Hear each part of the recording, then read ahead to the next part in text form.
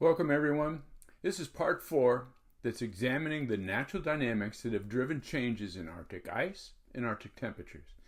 Before scientists can blame rising CO2 for observed Arctic changes, the degree that natural quasi-cycles, or oscillations, generate those changes must be determined. Partly due to their more recent characterizations, several oscillations are inadequately represented in the climate models, despite their highly significant effects on global and Arctic temperatures. ENSO, or the El Niño Southern Oscillation, causes warm waters to slosh eastward across the Pacific every 3 to 7 years. It was recognized by renowned climate scientist Jacob Bejerknes, who is deemed the father of modern weather forecasting in the 1960s when he pointed out that as El Niños and La Niñas reorganize ocean surface temperatures, that same dynamic in turn reorganizes pressure systems in atmospheric circulation. ENSO causes periodic droughts in California and Peru, while simultaneously floods in Indonesia, and then switches, causing floods in California and drought in Indonesia. More recently, it has been determined that ENSO affects the jet streams and pressure systems affecting weather and climate around the world. The reorganization of ocean temperatures by ENSO has a long-term effect resulting in a 20 to 30-year Pacific Decadal Oscillation, or the PDO. That reorganizes ocean and atmospheric circulations as well as fish populations and was just named in 1997. Johnstone and Mantua's 2014 paper revealed how the PDO totally explains the 20th century's climate changes in Western North America. And the Madden-Julian Oscillation, first described in 1971, annually relocates the regions of strongest convection as it moves across the warm equatorial Indian and Pacific Oceans. That alters the jet streams and global pressure systems and can have an impact on the two major oscillations in the Atlantic Ocean, and those oscillations drive the changes in Arctic Ocean sea ice and temperatures. First, the Atlantic Multi-Decadal Oscillation, or AMO, causes North Atlantic surface waters to warm as the Southern Atlantic cools, and then vice versa over a period of 20 to 60 years, while superimposed on long-term warming trends. The AMO correlates with changes in the North Atlantic fisheries, as well as Greenland air temperatures, Greenland's ice caps, and the warming in the Arctic and the loss of the sea ice, as seen in recent decades, and in the 1920s and 30s that was documented by the Danish sea ice records. Contrary to CO2-driven climate crisis narratives of the most rapid climate changes happening now, studies showed that the rate of Greenland's warming was 50% greater in the 1920s than the recent warming starting in the 1990s. And contrary to predictions from CO2 warming models, the AMO cycled to its cold phase in the 70s and 80s, causing Greenland's temperatures to cool and its ice cap to increase, as well as the fish that once had migrated north during the warming decades to now retreat southward. The AMO warm phase peaked about a decade ago, and once again it is now headed to its cold phase. The AMO's alternation between warm and cold phases appears to be driven by changes in heat transport by the Gulf Stream, as demonstrated by Nagam and Ruiz-Barado's 2018 peer-reviewed paper. There is currently a debate whether or not the Gulf Stream is now slowing down. But the subpolar waters have definitely been cooling in what some have called the cold blob. And studies such as Frachka-Williams' 2017 study suggest that the Atlantic cooling will continue as expected as the AMO enters the cool phase. New studies, such as the 2020 research by Moreno and Chamorro, find that the AMO, also called the Atlantic multi-decadal variability, is linked to decadal changes in the Intertropical Convergence Zone, or ITCZ, as we discussed in the video number 3, just as the ITC has affected climate for thousands of years. When the ITC is located more northward, there is more warm tropical waters crossing the equator to feed the Gulf Stream. The subtropical high-pressure system also moves northward and produces winds that help drive the Gulf Stream towards the Arctic. During the colder periods, like the last ice age and more recent little ice age, associated with colder northern temperatures, the ITCZ shifted southwards, and less warm waters crossed the equator. The subtropical high-pressure system also shifts southward, causing more warm water to be circulated back towards the equator and reduce the warm waters flowing into the Arctic. This alternation between pumping warm water into the Arctic versus recirculating warm water back towards the equator is a key dynamic driving warming and cooling in the Arctic, and thus the global average temperature. Scandinavian scientists in the Barents Sea Ice Edge project also reported in 2020 an alternation between pumping water into the Arctic versus circulating warm water back towards the equator as a key dynamic driving warming and cooling in the Arctic. They suggested changes in the Earth's rotation and other natural dynamics were affecting that heat ocean transport. Other researchers suggest the most likely candidate is the North Atlantic Oscillation. Now, the North Atlantic Oscillation, or the NAO, is an atmospheric oscillation caused by changing strengths and locations of the Icelandic low and Azore high pressure systems.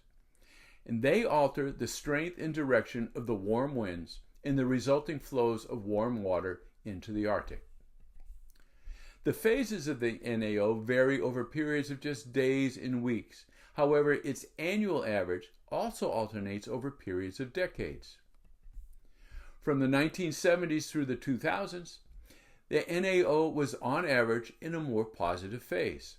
In the positive phase, the Icelandic low pressure system intensifies, and its location helps draw more storms, warmer air, and warmer ocean water temperatures into the Arctic, thus reducing sea ice.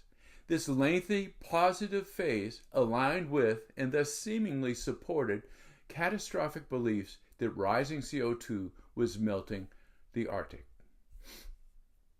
For the 30 years before the 70s, the NAO was primarily in the negative phase, causing its cooler conditions. The negative phase drives storms and warm air and moisture westward instead of north into the Arctic. But like the AMO, it now appears there is a trend back to more negative phases. The following series of illustrations are screenshots taken from the videos on the website earth.nullschool.net that uses data from the National Weather Service, GPS computer models, and the National Centers for Environmental Prediction. I encourage everyone to go to this site. It provides everyone with the same data professional scientists use to forecast weather and climate, and it enables you to appreciate the role of Arctic pressure systems or pressure systems elsewhere and truly follow the science. Now, if you click on the word Earth, up pops this menu. You can choose from this menu to have overlays based on temperature, winds, pressure systems, etc., and choose to view those factors and how they are affecting different levels in the atmosphere from the surface to higher up. Using the control buttons, you can choose the date of interest to see how the Arctic's weather factors have affected a given extreme event. For this illustration, I chose the MSLP button to view the mean sea level pressure that overlays the surface winds. The purple color represents the areas of low pressure. The Icelandic low is centered just south of the Greenland. I've added the red arrows to more clearly see how the low circulates the winds, faintly seen in white. The gray areas represent high-pressure regions, and I added the green arrows to clearly see how the high pressure affects air circulation. On October 21st, these pressure systems were driving the winds towards Scandinavia. But the winds abruptly turned towards Great Britain, driven by the low pressure system centered over Scandinavia. A week later, by October 28th, the low pressure systems had merged, with its center now to the east of Greenland, while the Azore High has shifted southward, changing the wind's directions. My red arrow shows the directions of the winds, so I forecasted that those winds would carry heavy moisture towards southern Great Britain. To evaluate my understanding, I then looked for the BBC weather reports for that date. As expected, the weather reports forecast heavy rains hitting the west coast of Wales. On that same date, a high-pressure system had settled on the center of Greenland. High-pressure system is pushing moist air away and blocking moisture from entering and adding snow and ice to Greenland, except in the Greenland's upper northwest corner. To check that conclusion, I went to the Polar Portal's website, which I also highly recommend to everyone. Indeed, the only moisture entering Greenland was in the far northwest, represented by the blue. Their bottom panel shows how the massive ice and snow accumulates each day during the year. On average, about 2 gigatons are added every day, represented by the thick black line. Greenland only loses surface mass during the months from May to August when there's high solar irradiation. On October 28th, the gain of mass was barely 1 gigaton, as expected by the pressure patterns effect on moisture-carrying winds. In contrast, 3 months earlier, on May 25th, a large Icelandic low-pressure system was located in the southwest of Greenland. The circulation pattern suggested strong moisture flows and surface mass gains over the southeast tip in western Greenland. Sure enough, the pressure system drove record amounts of moisture onto Greenland, adding 12 gigatons of ice and snow. CO2 climate change theory argues a warmer planet increases the amount of moisture evaporating from the oceans to the air, suggesting that increased warmth had caused this extreme precipitation. But here, adherents of such global warming beliefs would be misled. The moisture was being transported from a cooling region of the ocean, the one known as the cold blob. So likewise, as you follow these weather events, it becomes clear, time after time, that the extreme events are driven by various configurations of pressure systems, not global warming. In addition to extreme weather events, the shifting of the average position and strength of the Icelandic low and the Azores high generates the phases of the North Atlantic Oscillation, which largely determines how much warm water enters the Arctic. That relationship is illustrated by a study by Delworth in 2016, showing the NAO variations since 1950 correlate with the increasing warm inflows, and thus less sea ice. The NAO becomes increasingly positive from the 1970s, peaking in the 1990s. Because the NAO is an atmospheric oscillation, there's little inertia, and it can change phases quickly in 1 year. The volume of warm water moving northward in the Atlantic meridional overturning currents, measured at 50 degrees north, increases as the NAO becomes more positive, but with a slight time lag due to the ocean's greater inertia. Likewise, the amount of heat transported northward also increases.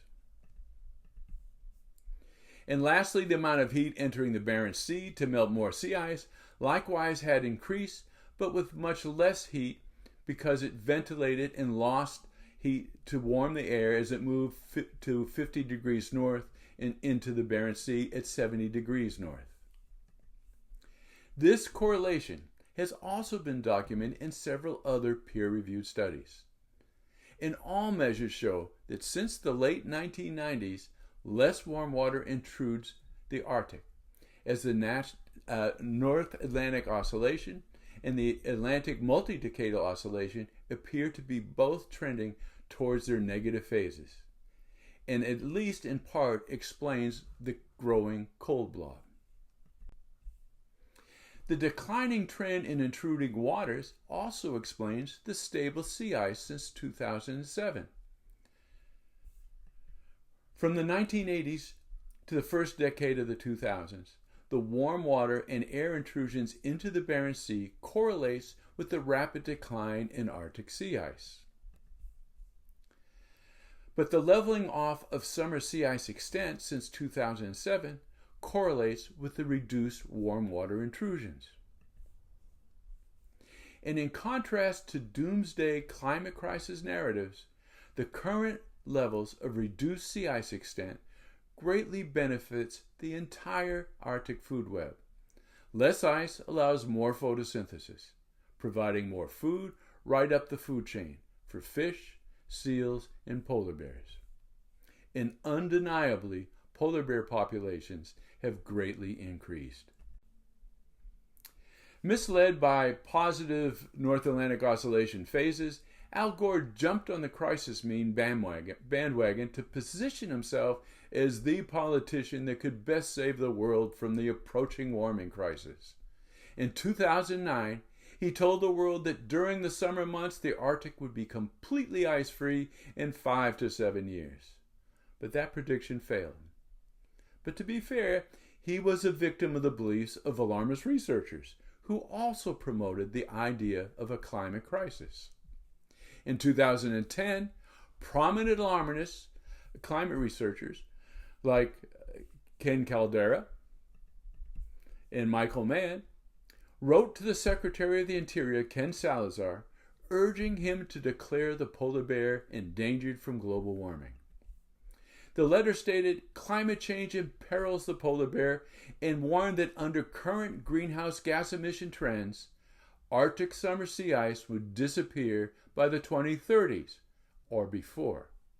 But as CO2-driven predictions continue to fail, the sea ice has stopped decreasing and polar bears are fat and increasing. Yet still, the dire Arctic warnings serve as mainstream media clickbait, and we still see the headlines about experts predicting an ice-free Arctic by 2020 or 2030 or 2050, and echoing dire UN climate reports. So what should we expect by 2030? Should we expect an ice-free Arctic as predicted by CO2-driven climate crisis models? Or will sea ice begin to increase as suggested by known natural oscillations?